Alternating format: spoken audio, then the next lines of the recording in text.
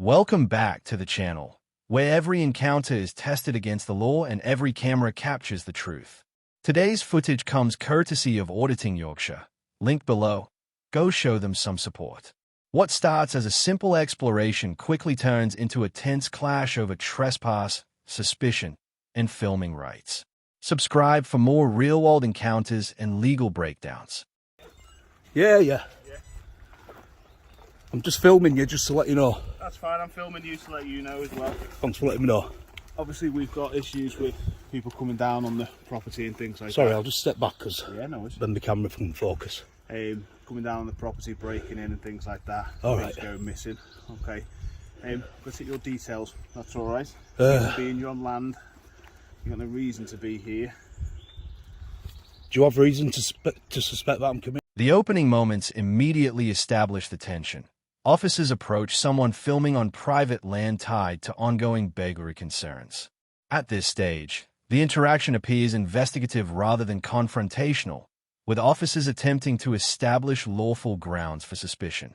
The key legal issue here revolves around whether mere presence on land associated with trespass is enough to justify deeper scrutiny. Even in a calm exchange, you can already feel the balance between public freedom and police suspicion beginning to shift. In a criminal offence? Yeah, so this property is being targeted severely by people being on the land, coming down here, encroaching on the various parts of it. Right. You're here on said land. Well, there's nobody actually lives here, do they? Regardless, someone still owns it. You've got no permission to be on their property. Take it? Well, I didn't know someone still owned it. Right, okay, well, yeah. You do now. I know trespassing is a civil matter anyway. Civil, so. But burglary, attempted burglary, that kind of stuff isn't. Oh, well, if you're going to try and use burglary on me, are you? Sir, what's your details? I'm not going to give you them. Any ID on you at all? I don't need to show you. Right, what you doing on? Because I ain't committed a criminal offence. No, but it's a suspicion of criminal offence, isn't it? Well, I can alleviate your suspicion. So what I do is I go around exploring abandoned buildings, places, stuff like that. Right. So I have a YouTube channel if that helps. As the discussion continues, the filmer challenges whether any actual criminal offense has taken place, drawing a distinction between civil trespass and criminal burglary. This becomes the first major legal turning point in the encounter. The officer appears to rely on contextual suspicion due to repeated reports of break-ins, while the filmer attempts to de-escalate by explaining the urbex hobby. Cinematically, this is the calm before the storm phase where both sides are still testing each other's boundaries. Okay, yeah, so what's the name of the YouTube channel? I'm not here for anything. It's urbex in Yorkshire. Urbex. Urbex. How do you spell that? Urbexing. ING. Yeah, so it's Urbexing. Urbex. Oh, sorry, Urbex. That's the one, yeah. Urbex in Yorkshire. So obviously, I'm not committing an offence. I will leave if you ask me to leave. We'll get on to that in a second. Would you be willing to show me the YouTube channel that you've got? It's not actually set up. Right. It's not actually. This, believe it or not, this is my first proper urbex out on my own. Okay. But yeah, feel free to check my other YouTube channel out, mate. I've got 22,500 subscribers. What's the other one? Well, you can see it's on my jumper. Auditing Yorkshire. I am, yeah. Okay, is that on YouTube as well? That is, yeah. You'll see all kinds of things on there. There's actually a couple of urbex and stuff I've done on there as well. I did a Coventry Speedway a couple of weeks ago. That's on there. Coventry Speedway? Coventry Speedway, yeah. You know the old where they go around track back in there. Oh yeah. Yeah. That's abandoned, shut down, derelict. I went down there a couple of weeks ago. That's on my main page. Once the filmer begins explaining his YouTube activity and previous explorations, the atmosphere noticeably softens. The officers seem willing to assess intent rather than jump directly into enforcement. This section highlights something important in public interactions. Communication can dramatically change the direction of a police encounter. Instead of escalation, the conversation temporarily moves toward understanding and voluntary compliance. On the auditing. Yeah, obviously, I mean, I'm not going to deliberately try and evade you or anything like that. As you can see, my name is on my jumper, so there's no point trying to hide that. But yeah, literally, mate, I'm not doing no wrong. I've just come for a quick urbex, that's it. Obviously, if you ask me to leave, I'll leave. It's not a problem. Oh, there it is.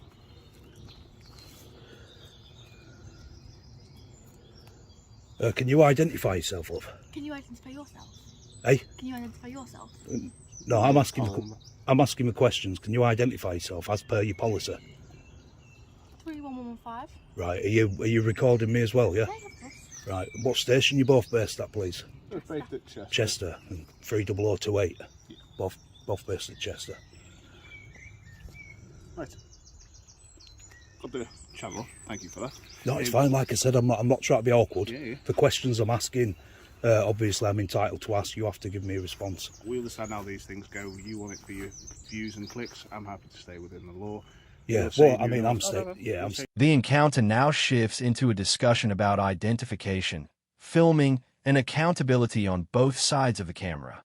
The filmer requests officer identification while openly recording, reinforcing the principle that filming police in public is generally lawful in the UK, so long as it does not obstruct duties. The officers remain relatively composed here, and the scene almost feels like a mutual negotiation of rights and responsibilities. This is one of the rare moments where transparency appears to work in everyone's favour. You're within the law. Yeah. I'm happy that what you provided me now, I don't believe you're here to burgle the place, so I will be asking you to leave in a second. Yeah, of course, sir. The only thing to of course, no problem. make you aware in the future is this isn't abandoned, it isn't derelict. This does belong to somebody. Right. It is considered trespass, and there is a lot of issues with burglary and things going on. No, I understand, because quite a few people have been here. Exactly, and I think it's all over TikTok. Yeah, and if you, and whatever else. I mean, if you look on YouTube, you'll find it on there anyway. There's names of YouTubers like scribbled into dirt on car windows and stuff. Yeah. So just as a heads up for the future, that if you are down here again, then you might have the same process going through. You have been told that it is. No, it's fine. It's property. That's fine. I won't. I mean, obviously, I've actually finished my video now. Brilliant. I was on this way for us, because I think we're coming out this way as well. I was on my way back out, so I mean, I've got no reason to come back again. Do you know what I mean? Brilliant. Are these your colleagues down here? I think one of them is. One officer explicitly states that they no longer believe burglary is taking place, but still warns the filmer about future trespass concerns on the property. Legally, this is significant because suspicion appears to decrease once intent is clarified. Rather than forcing escalation, the officers opt for a verbal warning and voluntary departure. The encounter could have ended here peacefully, but the dynamic is about to change dramatically. Sorry, can you get out this way? I don't know, I was hoping that you could tell me, because you came from this way. No, I came. I've just been in there. Right. You see, if you're going, obviously you're not going to, but there's 5 really old No, I've seen them before. fire engines. A few times. But I actually came in. What I did was I walked down the side path and through the open And fence. did you come through this bit here? I mean, should we walk back out that way? If that's the way you've come in, that'd be the easiest way. Oh, you can get out this way. Oh, can you? Right, that's fine. Oh, has he got a key? No idea. I'm sure he just said I can open gate.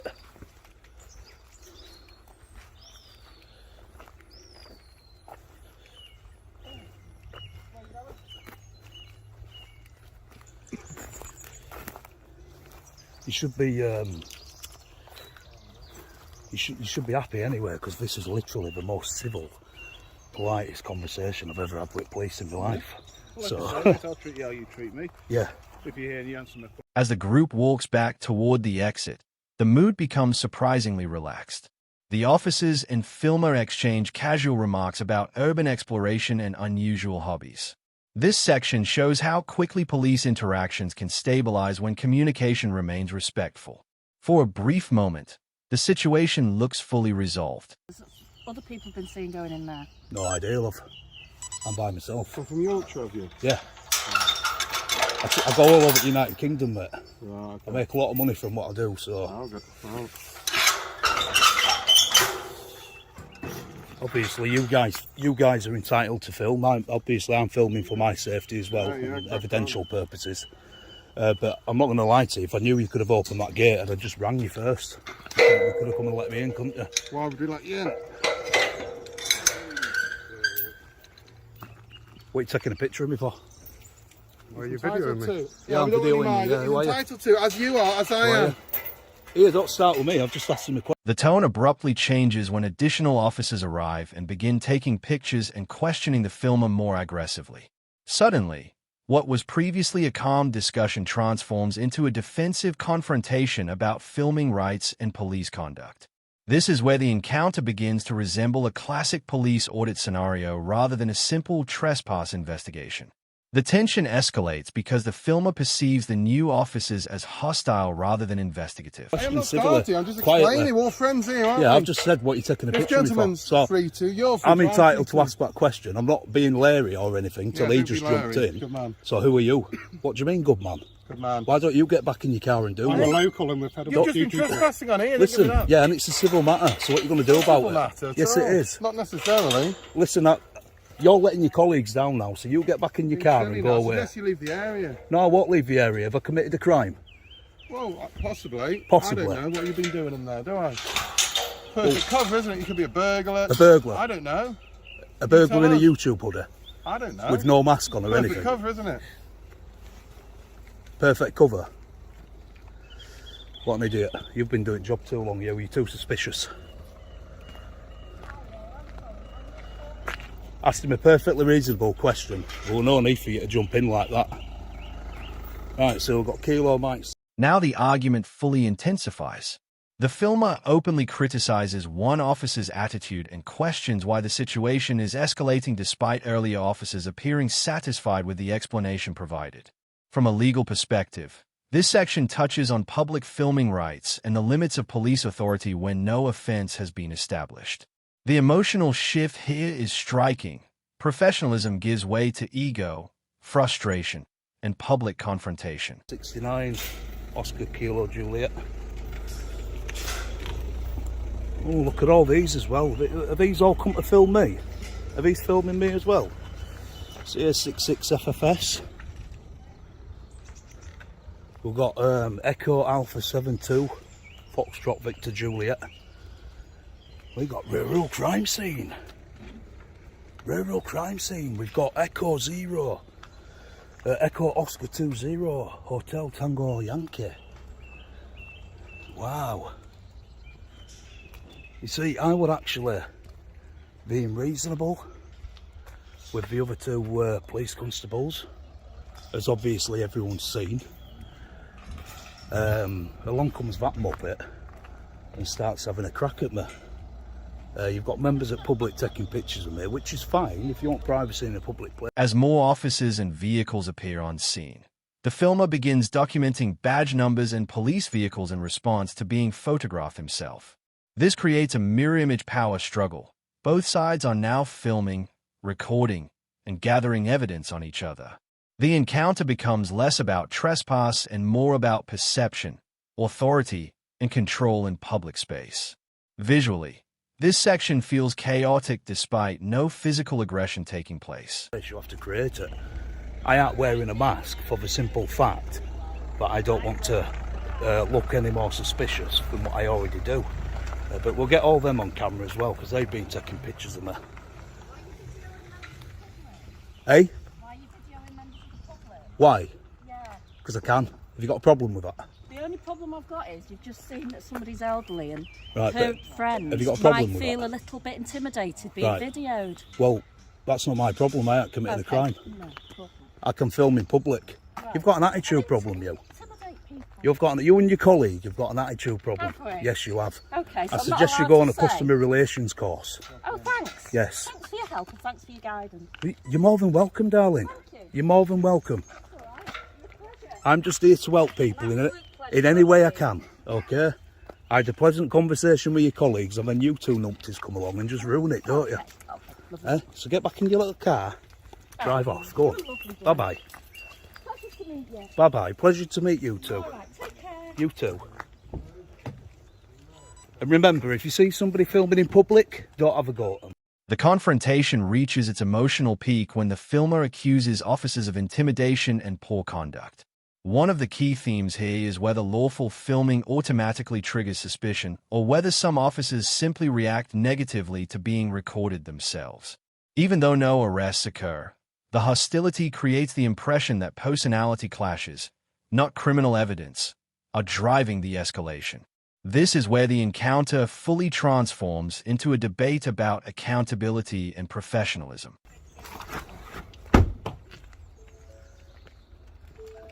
Anyway, listen, I appreciate you being so civil and obviously calm with me and stuff, and you've accepted my explanation.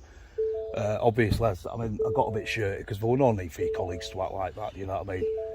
So, it was your opinion, but I appreciate your comments. No, that's fine, but you two have been all right. Good man. All right, thanks a lot for your time. No worries. Oh, God. Cheshire Police, eh? The Cheshire Police just as bad. What do you think, guys? Do you know what? I'm not sure. I'm not. See, that kind of turned into a bit of an audit at the end, even though I didn't want it to. Obviously, I mean, I was being nice and I was being civil, and I explained to the police, and they accepted my explanation, and everything was fine, but we're going to go. And then the other two started getting a bit lippy and leery, so it kind of turned into an audit at the same time. So I'm not too sure. After the heated exchange, the filmer returns to speaking calmly with the original officers, who continue acting professionally despite the earlier conflict. This contrast becomes one of the most revealing aspects of the entire incident. Two completely different policing styles emerge within the same encounter, one focused on communication, the other on confrontation. That contrast is likely what viewers will debate most after watching the footage. Yes, guys, so that were a bit of a mad one. I'm actually finished now. The people who I were talking to in the red car were actually, I'd spoke to them before going in. They're the people I were talking about, and he actually said to me, he deliberately waited for me to see if I got arrested, because he were going to go down to the police station and vouch for me, bless him. So massive respect to you. If you do watch this video, obviously I did my best to compose myself and stuff like that. You'll see in video, guys. Obviously the other two constables, they had a right attitude problem, do you know what I mean? So kind of had to educate them and get them told. But yeah, what a crazy one. So the police part, the police interaction is actually going to be going on both channels. It's going to be going on Urbex in Yorkshire and Audit in Yorkshire. And then the Urbex itself will be going on Urbex in Yorkshire. So yeah, hopefully you guys who are watching on AY will get yourself over to UY. So yeah, you guys who watch the police interaction audit in Yorkshire, please get yourself over to Urbex in Yorkshire and leave us a sub. Bit of an eventful one for a first proper explore out on my own. But yeah, it was, you know, apart from the police interaction, which I ideally didn't want, do you know what I mean? But it just happened. It was a really good explore. So thank you everybody for watching. If you enjoyed the video. In the aftermath, the filmer reflects on how what started as an exploration video unexpectedly turned into a police audit confrontation. He also references bystanders who were prepared to support his account if the encounter escalated further. The final moments leave viewers questioning whether the situation was genuinely about public safety or whether suspicion escalated simply because a camera was involved. It's a fitting ending to an encounter built around perception, authority, and public accountability.